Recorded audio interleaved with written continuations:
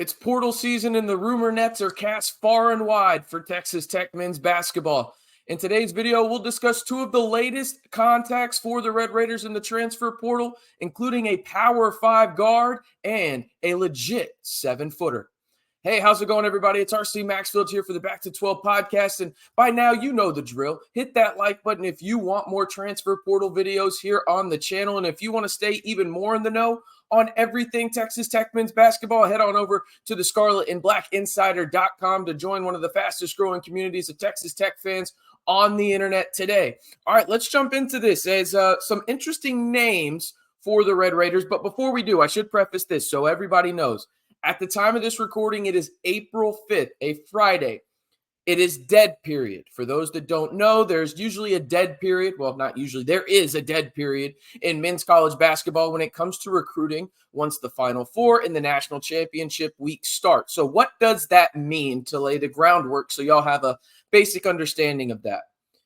What that means is players cannot actually go on visits to universities. Now, they still can be contacted by coaches via text, phone call, social media, whatever it may be. They just cannot go on official visits to universities. That's how it's set up in terms of fairness and really just everything going on in terms of there's going to be a lot of coaches at the Final Four, shaking hands, kissing babies, all that kind of stuff. And they want to make sure that recruiting is as well as even and fair as possible when it comes down to that. Now, dead period is from April 4th, so it actually started on Thursday and goes all the way through April 11th, noon Eastern time. So there you go, just to lay the groundwork there for you guys. Now let's get into the latest portal contacts and targets for the Red Raiders. We've got Shakeel Moore, a Mississippi State transfer. As you can see at the bottom of your screen, he is 6'1", 190, actually started his playing career, cover your ears real quick, at NC State.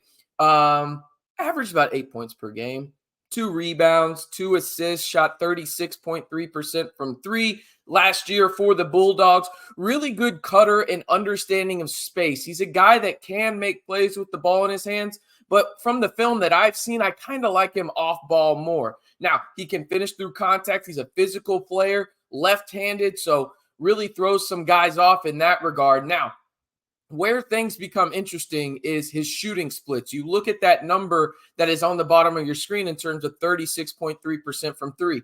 That's a quality number. The interesting aspect of it is from the right side of the floor, not that great of a shooter, probably about 34%.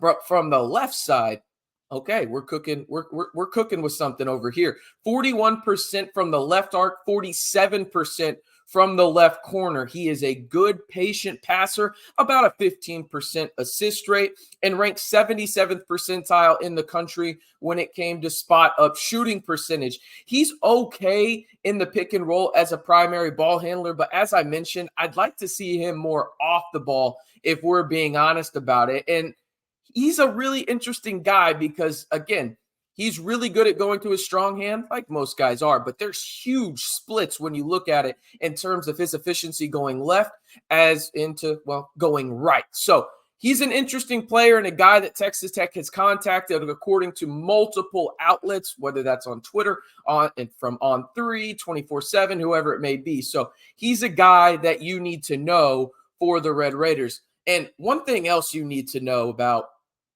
it's my bookie. And listen, I get it. It's the Final Four. Texas Tech isn't involved, but there is a ton to look forward to this weekend in terms of some big matchups. And when I say big, I mean you got Zach Edey involved. You got DJ Burns going up against each other in the Final Four as well. Head on over to mybookie.com, and you can get a welcome bonus offer today up to $1,000 on your first deposit over on mybookie.com. It's where I've been betting on March Madness, had a pretty good success rate, about 50-50. You can't be too mad about that if you're a bettor. So head on over to mybookie.com. Get in on all the March Madness action that is remaining. We won't have college basketball back for another 7 months after this. Go and get involved in the action over on mybookie.com, and you can get a welcome bonus today on a first deposit bonus of up to $1,000 when you use the promo code back to 12. That is mybookie.com, and use the promo code back to 12 to secure your limited time welcome bonus over on mybookie.ag. All right. let's jump into a guy that is very interesting to me. And apologies if I mispronounce his last name, but it's Essandoko. Christ Essandoko. Okay, he is St. Joe's transfer, 3 years of eligibility remaining. He's a 7-footer, 285. If he's 285, I'm 6'7". And for those that don't know how tall I am in person, I'm nowhere near 6'7". I'll tell you that. But you look at his frame and those measurements, he is very agile for his size. He's a guy that I'm kind of excited about in terms of Texas Tech targeting this type of player in the portal. His stats aren't going to wow you. He averaged about 8 points per game, just about 6 rebounds, 1.5 assists, 1.1 blocks, and shot 37% from 3. He has excellent hands for a guy his size and has excellent touch as well. Again, 37% from 3, and that's just not on a couple of shots. He took well over 43s this year. Now, truthfully, his feel for the game and his size for his age as well. Again, he's a European guy, so you have that kind of aspect where he's from France originally, but he has a feel for the game and for his age that really pops off of the tape. I mean, it really does. High basketball IQ, understands angles really well in terms of what he can and can't do with his size, and has a great motor. Shot 42% from 3 above the left arc, and he's a solid passer as well. 14% assist rate for a guy that's a legit 7-footer. That's really good numbers right there. Excellent screener in the pick and roll. That was one thing that stood out well in terms of, I just talked about how he understands angles well. You can see that in the pick and roll specifically, and teams have to respect him in terms of him actually backing out of a screen and getting ready to shoot. So those are things that stand out. He also is an impact defender, about a 6.2% block rate. Can't get too mad at that. Now, the one thing that really stood out in terms of a detriment of his game as a freshman, and remember, he's a freshman here, he had a 23% turnover rate, okay?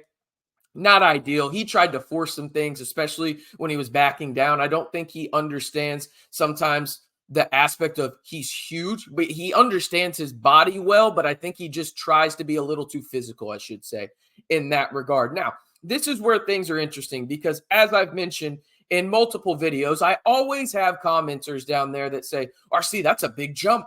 You know, this guy's trying to make a big jump to the Big 12. Well, I hear you. But against NCAA tournament teams and in the NIT, Christ averaged 14.3 points per game, 8.8 rebounds, 1 block, had a 59% field goal percentage, and shot 60% from 3, albeit on 10 attempts. I'll say this about him. He's a bit of a project guy, but he's much more developed than some of these freshman bigs that Texas Tech has had in recent memory. Now, a lot of those guys have gone on to have really good success. I think he could as well. And for the sake of not mispronouncing his name again, I'm going to call him CE. But he's a guy that I'm very interested in, and a guy that Texas Tech has contacted and shown interest in the portal, as well as Shakeel Moore from Mississippi State, who we just discussed. So, again, if you want to stay in the know on everything Texas Tech men's basketball when it comes to the transfer portal, y'all know the drill by now. Like the video, hit that subscribe button, and turn on that notification bell to join one of the largest groups of Texas Tech fans on the internet and the largest group of Texas Tech fans on YouTube right here in the Back to 12 podcast channel.